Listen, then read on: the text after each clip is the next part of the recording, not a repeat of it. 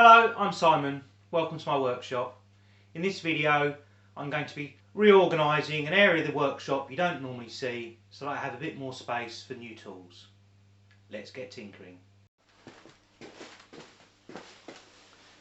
My workshop is 7 metres by 4 metres and this distance here is 5 metres. I've got a door to the outside here, a window here, a window here and a door to the inside here.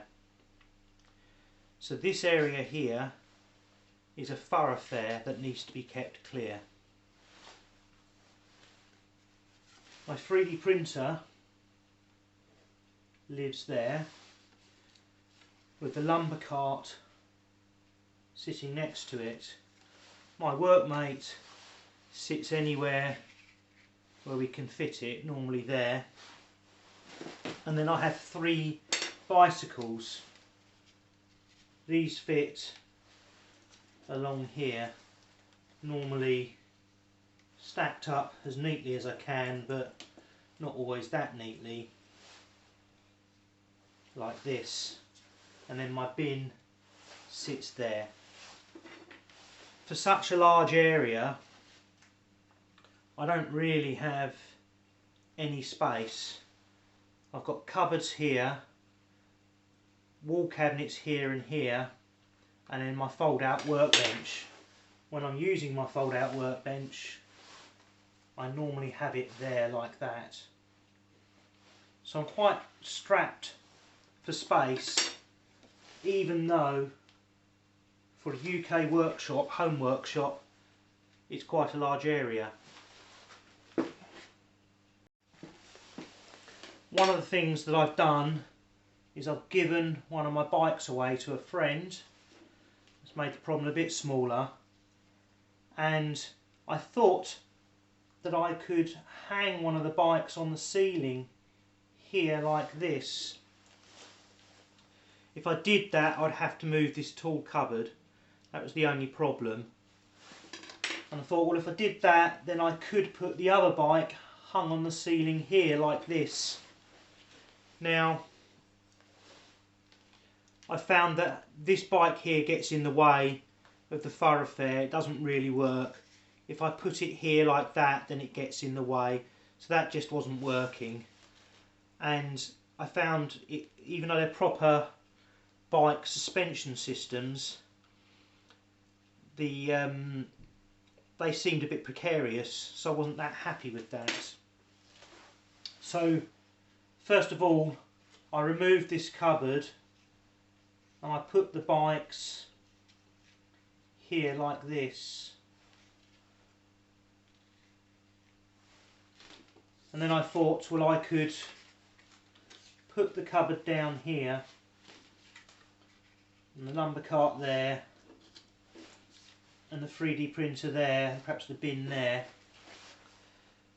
But this then used up this whole wall with this cupboard, and it felt like it wasn't the best use of this area. And when I was looking at this, I realised that part of the problem was the bike pedals. And if I put this cupboard back where it was, but left a gap here of 4 inches, then I could get the pedals in there, and the bike handlebars are taller than the cupboard, so they can get quite close. And if I nest this bike in with it, I can get this one quite close as well, like that. The problem that I found with this is that the lower half of the tall cupboard I can't get to unless I move the bikes, and I can't get to this cupboard unless I move the bikes. Now this cupboard had stuff in it that I used all the time. And then I had a eureka moment.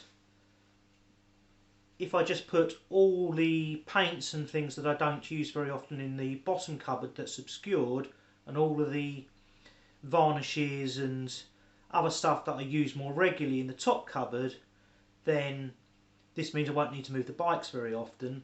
And if I take out all the things that I use regularly in this cupboard and put it in one of these and take the stuff out that I don't use very regularly in this cupboard and put it in here, then I'm rarely going to need to go to this cupboard. So that's what I did.